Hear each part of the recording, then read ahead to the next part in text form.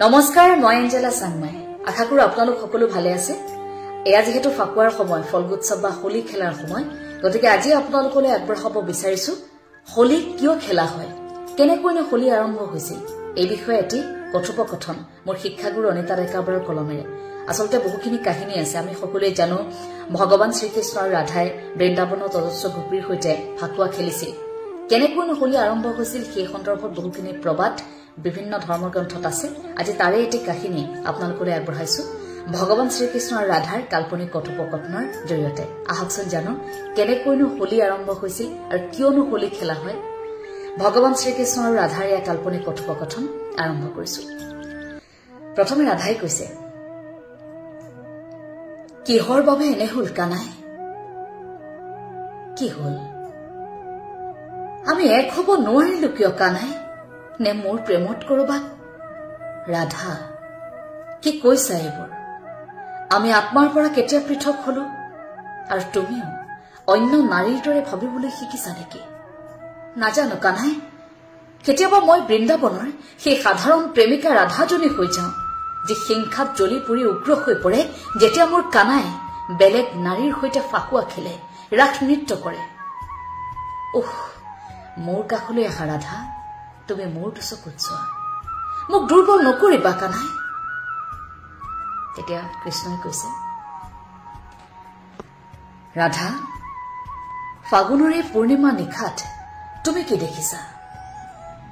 অজস্ৰগৰাকী প্ৰেম প্ৰাৰ্থিনীৰ প্ৰতিচ্ছবি নে মাথো তোমাৰ ছবি প্ৰতিটো হোলীত মই ৰামধেনুৰ সাতু ৰঙৰ সুবাসেৰে ফাকুৱাৰ গুৰিৰে তোমাক উপচাই পেলাওঁ প্ৰেমৰ প্ৰতিটো বৰণ মাথো মোৰ ৰাধাৰ বাবে আজিও তেতিয়া ৰাধাই কৈছে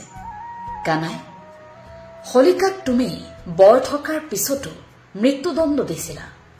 ভক্তৰ প্ৰতি থকা তোমাৰ এনে স্নেহ আৰু দায়বদ্ধতাক লৈ মই গৌৰৱান্বিত কৃষ্ণ ৰাধা প্ৰহ্লাদে মোক পূজা কৰিছিল আৰু হিৰণ্যকশিপুৰে মোক পূজা কৰা নাছিল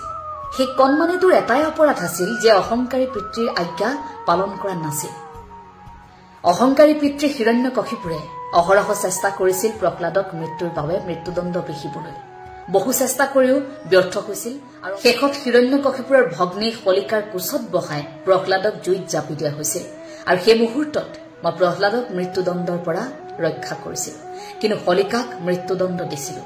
আৰু তাৰ পিছ মুহূৰ্ততে তিনি সন্ধ্যা অসুৰ হিৰণ্যকশিপুৰক মই নৰসিংহ ৰূপ ধৰি হত্যা কৰিছিলো আৰু তাৰ পাছতে প্ৰত্যেক বছৰে এই অসুৰ ভাতৃভগ্নীৰ মৃত্যুৰ উৎসৱ পাতি আমি পালন কৰো ফাকুৱা অৰ্থাৎ হোলী তেতিয়া ৰাধাই আকৌ সুধিছে কানাই এই হোলিকাৰ নামতেই হোলী নেকি কৃষ্ণ আচলতে ৰাধা বেয়াৰ ওপৰত ভালৰ সমাজত পাপ হিংসা অসূয়া অপায় অমংগল নাশৰ কামনাৰে সাতু ৰঙৰ প্ৰকাশ সেয়া ৰাধা কানাই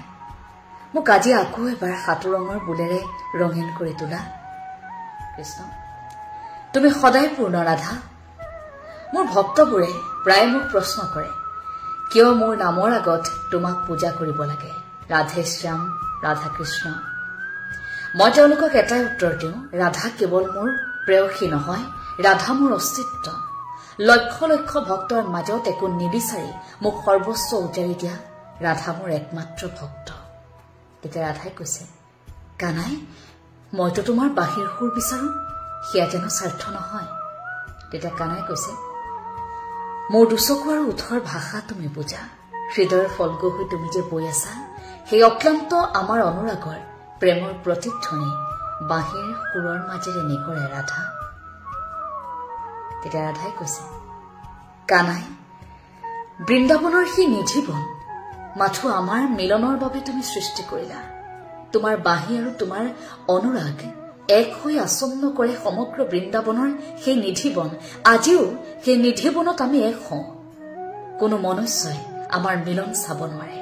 যদি আমাৰ মিলন চাবলৈ সেই সাহস কৰে তেওঁ উন্মাদ হ'ব অথবা তেওঁ মৃত্যু হ'ব তুমি মোৰ মৃত্যুৰ পাছত দিয়া মহামিলনৰ স্বৰ্গ এয়া মোৰ বাবে সৰ্বশ্ৰেষ্ঠ দান এয়া মোৰ প্ৰতিটো মুহূৰ্তত মৃত্যুৰ পাছত দিয়া